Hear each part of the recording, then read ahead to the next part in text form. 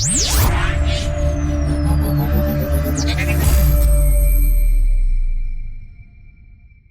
friends, today's video is about Schneider electric low voltage master pack air circuit breakers. In master pack there are two families, NT and NW.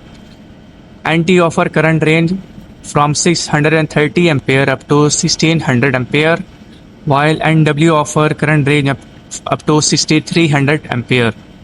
Right now the model that we have is NT06H2 and its rated current is mentioned here, which is 630 ampere. Here H2 means that this breaker is designed for heavy duty applications where high short circuit current can occur. This is the rated voltage of this circuit breaker, and impulse withstand voltage, which is 12 kV, and below that some short circuit current ranges are also mentioned. If you want complete data sheet of this circuit breaker, then you can check the link in video description. This is called Micrologic trip unit, and the model that we have is Micrologic 2.0e. It offers basic protection, long time current protection with time delay, and instantaneous current protection. And if you want extra protection, then you can go for higher models with like 5.0e, 6.0 as per your requirement. And if you want to test this Micrologic trip unit, then you need to connect your testing kit here. On the top there are 3 trip indication lamps, and this one it is used for overload current protection. This one is for instantaneous current protection, and there is self protection for this trip unit, and this LED is used for that. And here we have a test reset push button. This screen, it is called ammeter screen, where you can monitor the current that is flowing through this circuit breaker, and this is called bar graph, and it shows the level of overload current in each phases. If you want to go to the menu, then you can use this button and you can explore more functions. Now let me show you another similar breaker which is in live condition. Now here we have a similar breaker and it is live, and here you can see the current is flowing through this breaker, and this pointer is showing that 196 ampere is flowing in first phase. And if you want to check the current on remaining phases, then you can push this button like that. Then next phase, you can see 188 ampere in third phase. So in the middle we have 2 push buttons, push on and push off, for closing and opening the breaker. And here this indicates that the circuit breaker is in off condition, and this indicates that the spring is in charge condition. Here this is used for putting a padlock, and after putting a padlock you will not be able to rack in rack out this breaker. This pointer, it is pointing towards test position, which shows that the breaker right now it is in test position, and if it is on the top, then it means that this breaker is connected to the bus bars, and if it is on the bottom, that it means that it is disconnected from the bus bars. If you want to rack in and rack out this breaker, then you need to insert this rod on this position. Now let me rack out this breaker. First you need to pull out this rod and insert this position. Press here and rotate anti-clockwise. As you can see, the breaker is fully racked out. With this pointer, it points this position. It shows that breaker is fully racked out. Now I am going to remove this breaker out. First I need to open the door. Then you have to pull out this here, this here. Make sure it is fully pulled out. Then move this breaker out. As you can see here.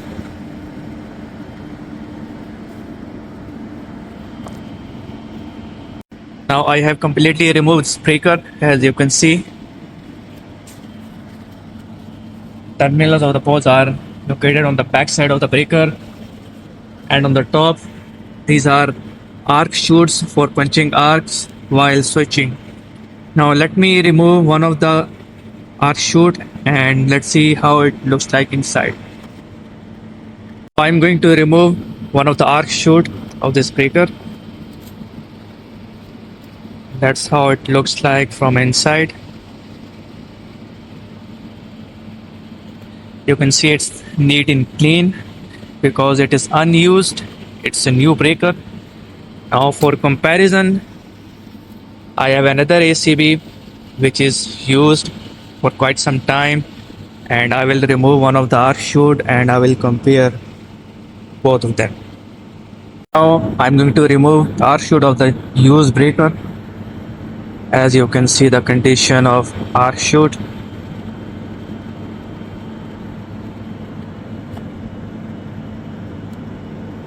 You can see the carbon that is formed while switching. This is arc chute of used breaker and this is arc chute of new breaker. We'll compare.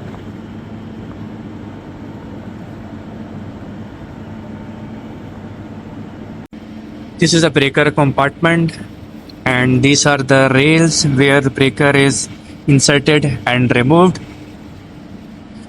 This is a shutter for busbar connection and shutter for outgoing connections. Let me open it. These are the bus bars and here outgoing terminals are connected. These are the control cables terminated here, and when circuit breaker will be racked in, there are control plugs on the breaker which we plugged in on these terminals. These wires are coming from this control panel compartment. These are some fuses, a relay, a contactor, some transformers. Okay, now let me put back the breaker and I will rack in the breaker, and then we will perform some switching, some open close operation of the circuit breaker on test position. Now I have placed the breaker on the rails and I'm going to insert the breaker inside. Let me push the breaker like that.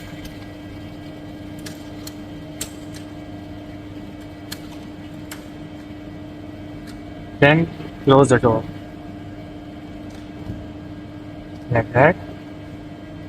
Now I'm going to perform open close operation. First let me rack in the breaker and I will keep on test position. For that, first I need this rod and I will insert in this position in this hole. Then press here, then rotate clockwise direction. Okay, now the pointer is on test position, our breaker is on test position. Keep inside. Now let me show you the open close operation of this breaker. First I will open close from these push buttons, then I will close from these two push buttons. Right now breaker is in off condition. Here open indication is available. Now I'm going to close it by pushing it. As you can see, the indication is changed. Here also breaker open, the breaker is on. Now I will open the breaker. The indication changed. Here, breaker is off. Now I will close breaker from here, from these push buttons. You can see it's on. Also here, it's closed. Then I will push off. Breaker is off. Now I will remove power from spring jar motor, and I will discharge the spring. As you can see, the spring is discharged. Now I will not be able to open close the breaker using these push buttons because the spring jar motor has lost the power supply. So in this case, what we can do, we can manually charge this breaker using this handle. Let me show you.